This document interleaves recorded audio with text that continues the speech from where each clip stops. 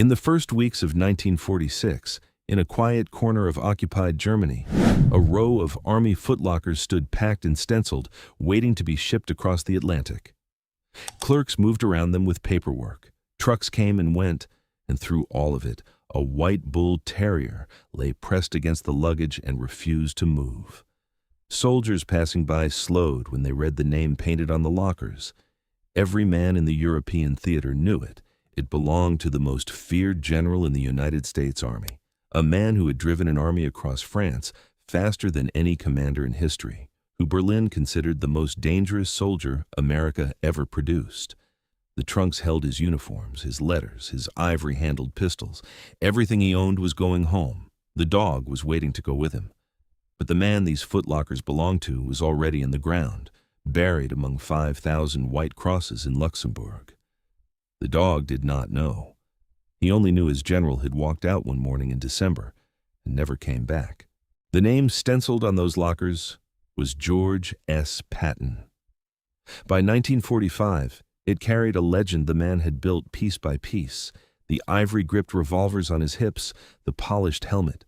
The speeches were so profane that army chaplains complained. Newspapers called him Old Blood and Guts, and he let the name stand. None of it was accidental. Patton rehearsed his scowl in a mirror. He called it his war face, because he believed no soldier would follow a man who looked gentle. But in Sicily, in 1943, the performance went too far. In 2 field hospitals, he struck 2 shell-shocked soldiers, accused them of cowardice, and the scandal nearly destroyed him. Eisenhower forced him to apologize in front of his own troops. And when the greatest invasion in history was being planned, America's most aggressive general was handed a decoy command, a phantom army that existed only on paper, built to fool the Germans. So Patton waited in England, 58 years old, publicly disgraced, privately wounded, writing letters home every day. The fiercest reputation in the United States Army belonged that winter to the loneliest man in it. On the 4th of March, 1944, a small transaction took place in England that no newspaper recorded.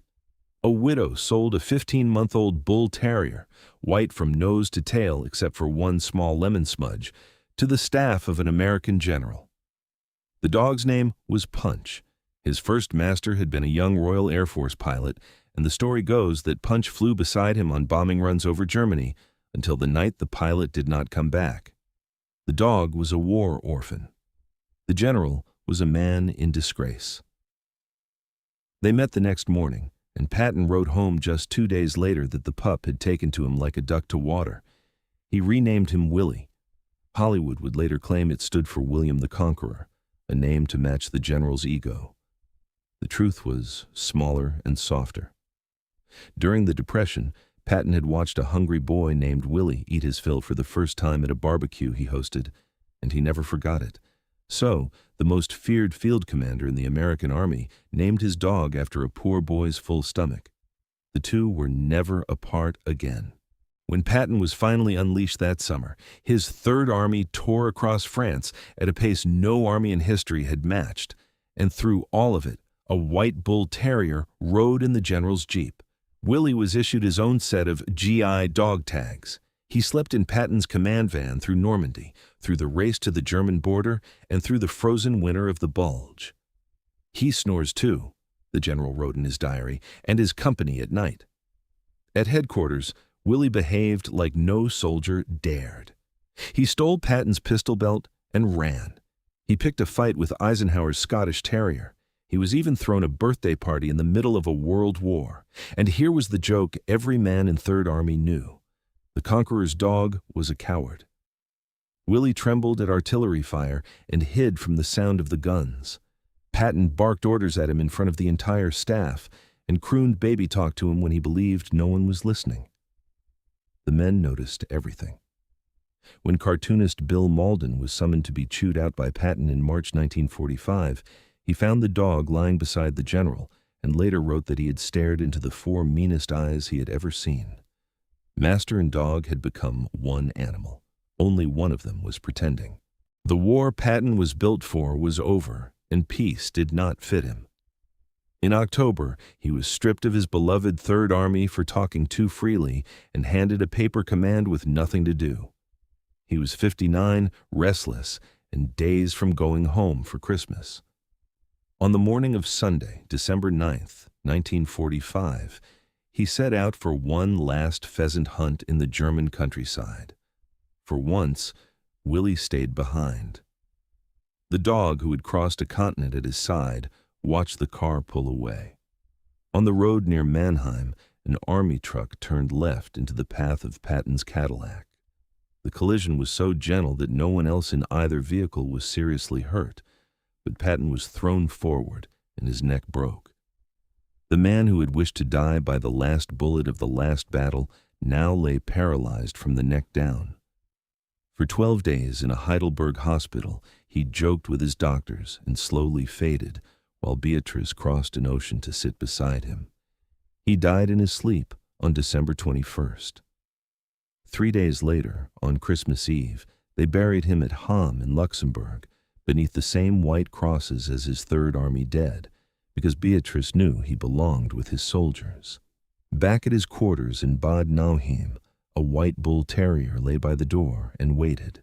In the days after the funeral, an unknown army photographer stepped into the general's quarters and found Willie lying flat beside the packed footlockers, chin on the floor, eyes open. He took one photograph. Life magazine printed it, and millions of Americans who had cheered Old Blood and Guts across a continent now saw what the war had left behind.